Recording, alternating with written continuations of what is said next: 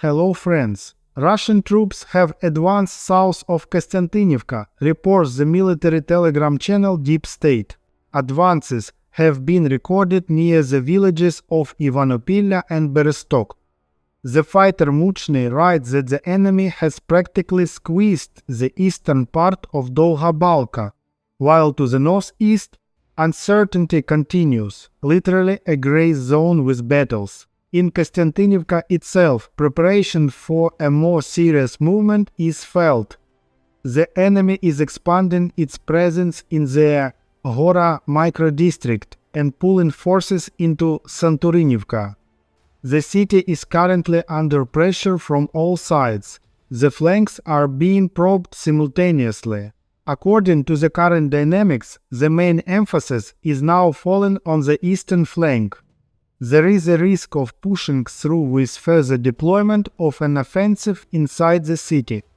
The Russians are trying to penetrate the area of the railway junction closer to the bus station. This is a tactic of small penetrations followed by consolidation. Our units cut these attempts at the entrance, working with fire and mining, not allowing them to deploy.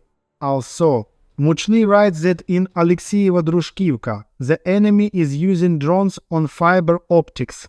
Any movement of personnel is recorded and a strike is delivered. In the Osykove area, waiting drones strike at logistics, and the Russian Unmanned Systems Center Rubikon adjusts aviation. There are already accurate hits, so any movement there requires maximum discipline and camouflage, writes Muchny. On Saturday, the Ministry of Defense of Russia stated the capture of the large village of Myropillia in the Sumy Region near the border with the Kursk region. Ukraine has not confirmed this, and military telegram channels denied the loss of Myropillia.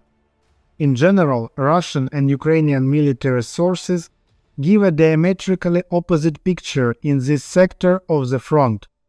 If on Russian maps both Myropillia and the entire nearby pocket of Ukraine's territory are captured, then on Ukrainian maps, Myropillia is under the control of the armed forces of Ukraine and there is no serious Russian advance here. Meanwhile, last week, there were reports that the Russians increased attacks in another border zone east of Vovchansk. The Ministry of Defense of Russia then stated the capture of the village of Zemlianky and published a video from there. Russian military telegram channels wrote that not the entire village was captured, but most of it, but battles continue on the southern outskirts. Also, Russian media wrote about battles in neighboring Budarky and claimed that Ukrainian troops had left there. Ukraine did not confirm the loss of the villages. At the same time, the State Border Guard Service of Ukraine confirmed active attempts by the enemy to break through the state border in the north of the Kharkiv region. The most fierce battles were fought in the areas of Budarky and Zemlianky, where the enemy advanced in small infantry groups with the support of drones and artillery, the report said. At the same time, the border guards claim that they struck the advancing forces with drones and that Russia suffered more than 50 people in losses. According to the Ukrainian telegram channel Deep State, Zemlianky and Budarky remain under the control of the armed forces of Ukraine, including on the approaches.